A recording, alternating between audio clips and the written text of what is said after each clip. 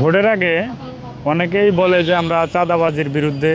আসলে সবাই কিন্তু আস্তে আস্তে চাঁদাবাজি করে।